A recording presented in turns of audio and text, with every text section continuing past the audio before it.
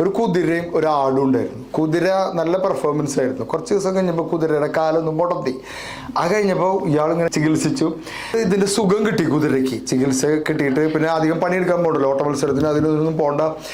അസുഖം ഭേദമായിരുന്നു, പക്ഷെ കുതിര അത് മറച്ചു വെച്ചു. എന്നിട്ട് മുടന്തി നടക്കും. അപ്പോൾ കുറേ മാസങ്ങൾ ഇങ്ങനെ പോയപ്പോൾ ഇതിൻ്റെ മുതലാളിക്ക് മടുത്തു. മുതലാളി വിചാരിച്ചു ഇതിനാണ്ട് കൊന്നു കളഞ്ഞേക്കാം എന്ന് വിചാരിച്ചിട്ട് കശാപ്പുകാരനെ കൊണ്ടുവന്നു. കൊല്ലാനുള്ള പരിപാടിയാണ്. അപ്പോൾ ആട് ഇത് കേട്ടു. ആട് ഓടിപ്പോയിട്ട് കുതിരയോട് പറഞ്ഞു, എടാ കുതിര, നീ ഞാൻ അഭിനയിക്കണ്ട, നിന്റെ കാലിൻ്റെ അസുഖം മാറിയിട്ടില്ല എന്ന് വിചാരിച്ചു നിന്നെ കൊല്ലാനുള്ള പരിപാടിയാണ്.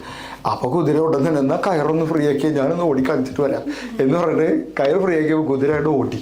അപ്പോൾ മുതലാളിയുടെ അടുത്ത് കുതിര ഓടിച്ചെന്നു. ആ മുതലാളിക്ക് സന്തോഷമായി. ഓടി പൊളി, അയ്യോ ഇതിനല്ലേ നമ്മൾ കൊല്ലാൻ വെച്ചത്.